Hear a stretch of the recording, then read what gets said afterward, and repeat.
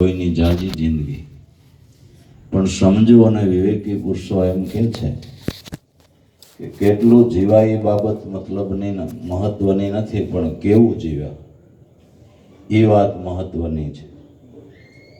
તો રમેશભાઈ તો સંતોને સેવા, કુટુંબની અંદર એકબીજાને મદદરૂપ થયા, પોતાનો પહેલેથી સેવાનો ભાવ, 5 પુરુષોને મદદરૂપ થયા છે.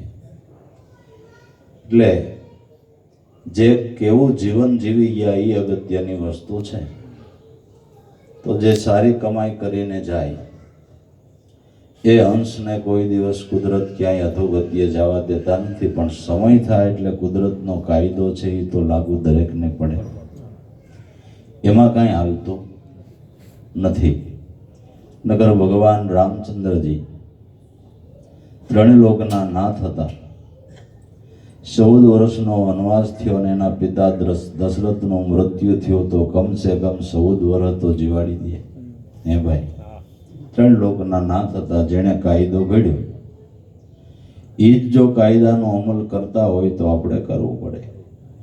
જેણે કાયદો ઘડ્યો એ જો કાયદાનો અમલ કરતા હોય તો આપણે અમલ કરવો પડે. તો આ અનાદિકાળથી આ શિરસ્તો છે કે એક દિવસ જેણે જન્મ ધર્યો એનો નાશ થાય છે. એટલે સંતો પોકારીને કહે છે કે ક્ષણભંગુર દેહનો કોઈ ભરોસો નથી. દેહમાં પ્રાણ હોય ત્યાં સુધીમાં કંઈક સારી કમાઈ કરજો. અને જીવનનું ભાતું હું ન ગામ રહે ન ઠામ રહે, પણ તુલસી જગ में जस रहे जो कर दे किसी का काम. न धन रहे न जोबन रहे न रहे गाम के ठाम, પણ તુલસી જગ में जस रहे जो કરી દે કિસી કા કામ. 50 વર્ષે ગામની અંદર કોઈને મદદરૂપ માણસ થયો હોય, 50 વર્ષ પછી એવો સમય આવે એટલે માણસ એની યાદી કરે કે ભાઈ અમારા ગામનું નાક હતું ને અમારા ગામનું ઢીંગલું હતું, અમારા ગામનો માભો હતો ને એની ડેલીએ કોઈ જઈને ઊભો રહ્યો તો કોઈ દી પાછો વળ્યો નહીં. એના ગુણની યાદી 50 વર્ષ પછી એ થાય છે. એટલે કેવું જીવન જીવી ગયા એ અગત્યની વસ્તુ છે. તો દેહ ક્યારે પડી જાય એની કોઈને ખબર નથી. એટલે સંતો કે તમારા જીવનનું કંઈક ભાતું ભરો. તો જીવનનું ભાતું શું છે? નાના છોકરાને પૂછો તો એને ખબર છે કે અહીંથી કોઈ પોટલા બાંધીને જાતો નથી ને જવાય એમાંય નથી ને ભાઈ. પણ જે ઈશ્વરનું ભજન કર્યું, કંઈ સેવા કરી, કોઈ વડીલોના આશીર્વાદ લીધા, 5 આંગળીએ પૂન કર્યું, એ ભજનની ને સત્કમાઈ ભેળી આવે છે. એટલે જીવની આરે પાપ ને પુણ્ય 2 વસ્તુ ભેળી આવે છે, બાકી બીજું કાંઈ ભેળું આવતું નથી. 7 ભુવનના મેલ સગળા ફર્નિચર હોય ભલે ન્યારો ન્યારો, એમાંથી 7 વેદનો સાથરો તારો, બાકી બધું પુરબારો. એમાં બીજું કાંઈ આપણે કાંઈ આવતું નથી. પણ જીવનને છેલ્લે એક પાપ ને પુણ્ય 2 જ વસ્તુ ભેળી આવે છે. તો જે સારી કમાણી કરી, ભજનનું ભાતું ભર્યું, એ જીવનની અંદર જ્યાં જીવ જન્મ લે ત્યાં એને કાયમ આવે છે. અને આપણે કોઈનો મત ન માનીએ, કોઈ સંતનો મત ન માનીએ, ઋષિ મુનિઓનો ન માનીએ, હાલો, પણ ભગવાન કૃષ્ણના મતને જ માનવો પડશે. હે ભાઈ, તો ગીતાજીની અંદર ભગવાને એમ કીધું કે જે જીવ જેવા ભાવથી દેહ છોડે એવું એનું પૂર્વ જન્મ થાય છે. જે જીવ જેવા ભાવથી દેહ છોડે એવો એનો પૂર્વ જન્મ થાય છે. તો જેની સારી કમાણી છે, જેણે સંતના ચરણનો આશરો લીધો, ભજનનો માર્ગ જેને સમજાણો છે, તો કોઈ પણ માણસને દુઃખ પડે એટલે યાદ કેને કરે? સાચું કહેજો, કોને યાદ કરે? પોતે જેને ભજતા હોય એની યાદી કરે ને.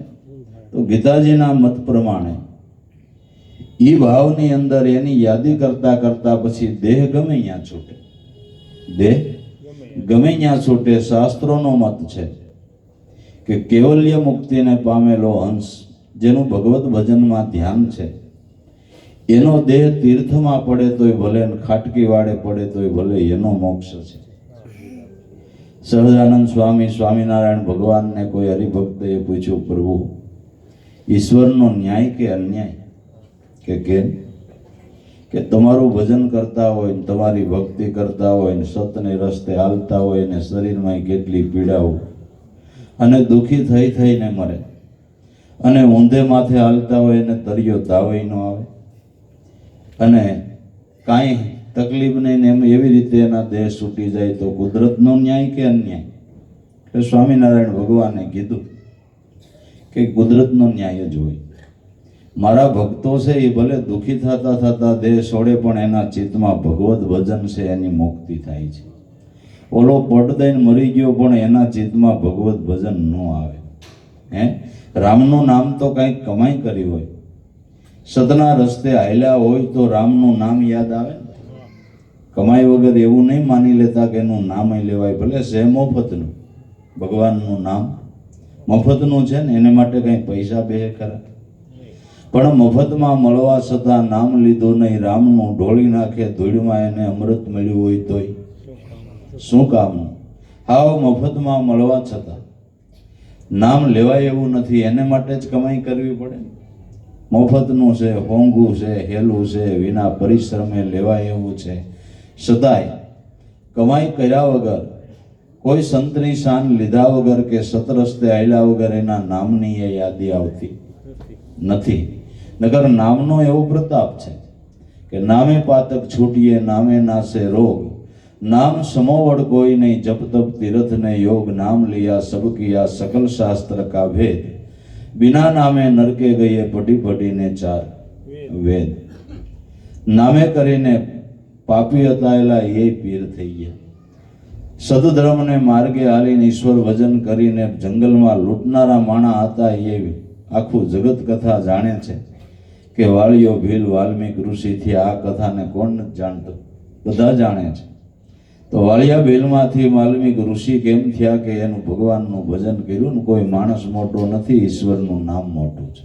કોઈ માણસ મોટો નથી, પરમાત્માનું નામ મોટું છે. પરમાત્માના નામને ભજ્યા એ સંતોની મોટાઈ છે. બાકી આપણામાં સંતોમાં બીજો ફેર શું છે? એનાય 5 તત્વના દેહ ને આપણાય દેહ, આપણે શરીરમાં રોગ થાય ને સંતો નહીં થાય? ન થાય. પણ સંતોની મહાનતા શેનાથી? ઈશ્વરનું નામ લીધું, એનું ભજન કર્યું એનાથી. તો ભાવે ભજે કભાવે ભજે, સુકી જાય નહીં જે આ સમો, ધરતી માથે બીજ નાખો એને ગણવો નહીં ઊંધો કે આમો. ભાવે કભાવે જેણે પ્રભુ ભજન કર્યું એ અંશ કોઈ દી નલે જતો નથી, નથી અને નથી. એટલે સમજુ પુરુષો છે, વિવેકી પુરુષો છે, આપણા કુટુંબમાંથી, આપણા ઘરમાંથી, આપણા ગામમાંથી કોઈ પણ અંશ આપણો સંગ છોડીને જાય તો ઋષિમુનિઓ શાસ્ત્રોનો એવો મત છે કે કોઈ પણ ગત આત્માની પછવાડે કલ્પના ન કરવી. તમારાથી લેવાય તો 5 નામ પરમાત્માના લઈને શ્રદ્ધાંજલિ રૂપે એને અર્પણ કરો તો જેટલી તમારા આત્માને શાંતિ એટલી ગત આત્માને શાંતિ થાય. આ મોટામાં મોટી શ્રદ્ધાંજલિ છે. બાકી તમારા આત્માને જેટલું દુઃખ એટલું ગત આત્માને દુઃખ આપને ખબર નથી. એટલે સમજુ પુરુષો હોય કોઈ દી ગત આત્માની પછવાડે કલ્પના નથી કરતા, પણ પ્રભુ ભજન કરી અને પોતાના આત્માને શાંતિ આપે છે અને ગત આત્માને પણ એનાથી શાંતિ થાય છે. જો કલ્પના કરે કંઈ સારું થતું હોય તો હું એમ કહું છું, હાલો આપણે આખા રાજકોટને ભેળું કરી, હાલો અમારે અહીંયા આ ઘટિત કાર્ય બન્યું છે, તમે બધા કલ્પના કરવા લાગો, કલ્પનાનું ફળ સારું આવે. પછી અણસમજણ હોય ને બહુ રોકવકલ કરે, ન કરવાનું કરવા માંડે, પછી વાહિલાની દવાખાને લઈ જાય ને પાછું. એનું પરિણામ શું આવે? હાલો એ કયો, કલ્પના કરો તો એનું પરિણામ શું આવે? પાછા બીજા હાજા માંદા થાય ધોળી એને પાછા દવાખાને લઈ જાવ. તો કલ્પના કરી એ કરતાં પરમાત્માને પ્રાર્થના કરી કે અમે તારા બાળક છીએ ને તે અમને આ સંસાર રૂપી કુવાની અંદર ફેંક્યા છે, એમાંથી બહાર કાઢવા એ તારું કામ છે. અમારી ઉપર આ સંકટ આવ્યું, ઓછીદાનું દુઃખ આવ્યું, તો એ દુઃખમાંથી બહાર પડવાની અમને હિંમત આપજો. હમણાં અમને એવી હિંમત આપો, એવી સમજણ આપો કે આ દુઃખમાંથી અમે પાર થઈ જાય અને એમાંથી અમે બહાર નીકળી જાય. એવી પરમાત્મા પાસે પ્રાર્થના કરવી. શ્રદ્ધાંજલિ રૂપે ગતાત્માને 5 નામ પરમાત્માના મનોમન લઈને શ્રદ્ધાંજલિ રૂપે અર્પણ કરવા જેથી આપણા આત્માને શાંતિ થાય અને ગત આત્માને શાંતિ થાય. બાકી કલ્પના કરે કોઈ વસ્તુ સારી થઈ જવાની નથી, નથી અને નથી. મોટા પુરુષો, સમજુ પુરુષો, વિવેકી પુરુષો, એને ન્યાય આવા ઘટિત અને અઘટિત કાર્યો થયા છે. મેં કીધું ને કે જગતનો નિયંતા કરતા કુદરત રામ, એની ઘીરે અઘટિત વસ્તુ બની હોય તો આપણે અહીંયા બને.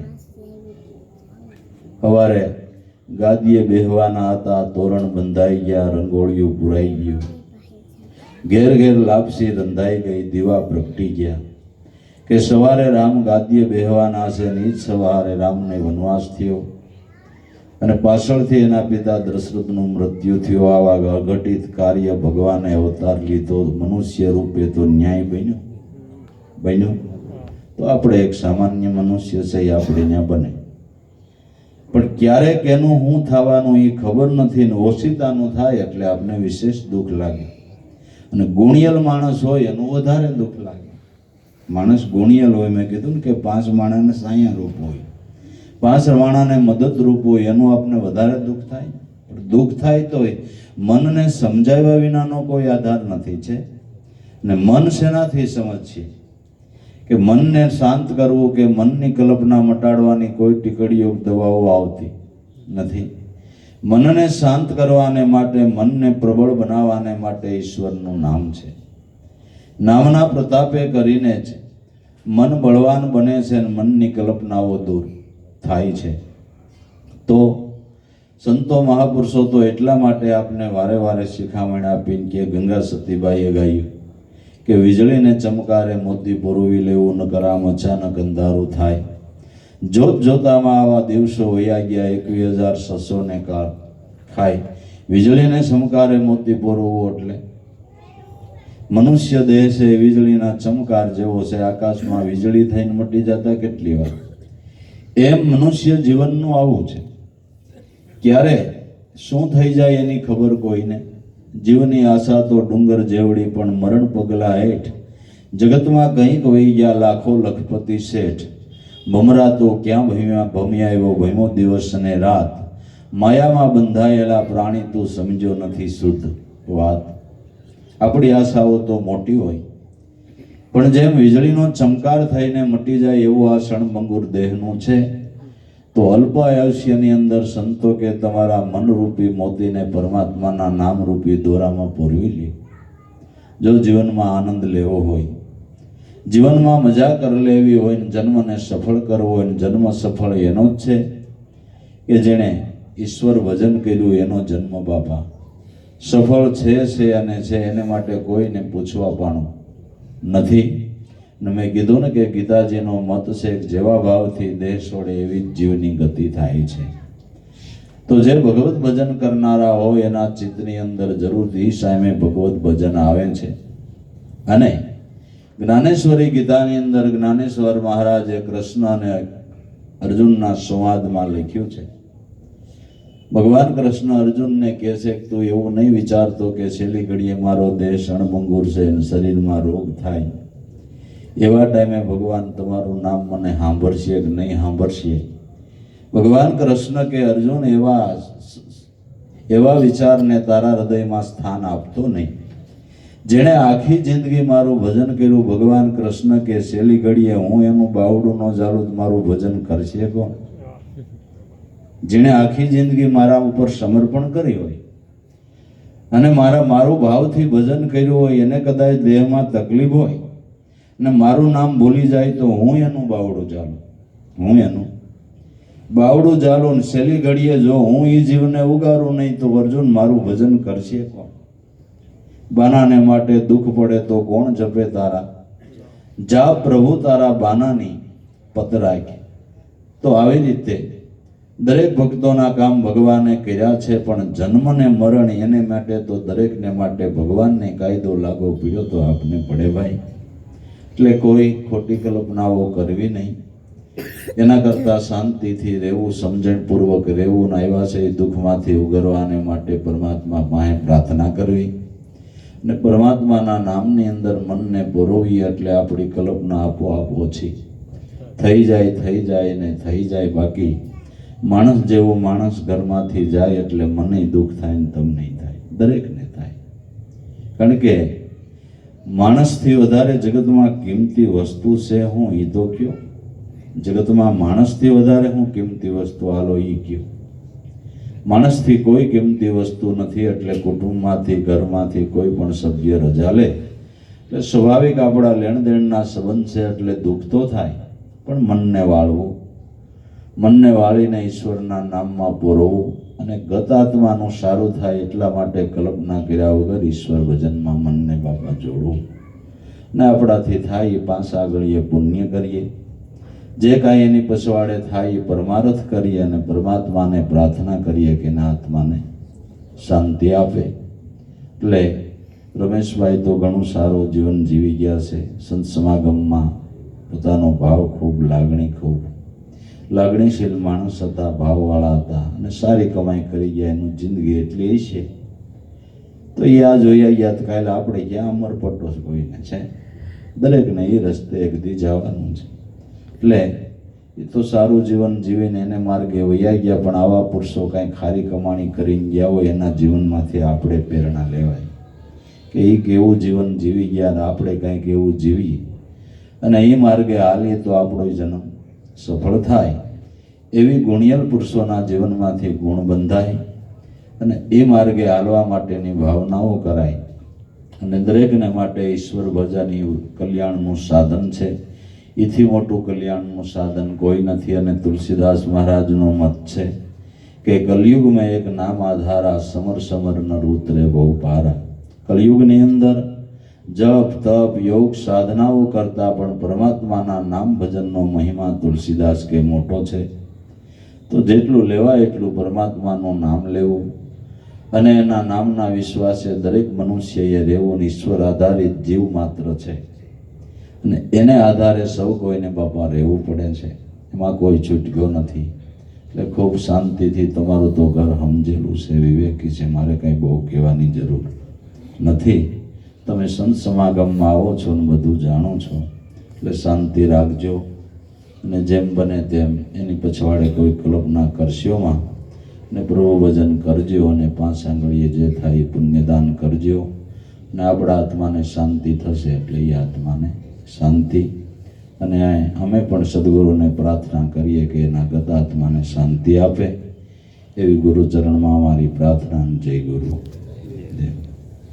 તો સુરતથી નીકળ્યો તો મને ખ્યાલ આવ્યો, મેં કીધું 5 મિનિટ થતો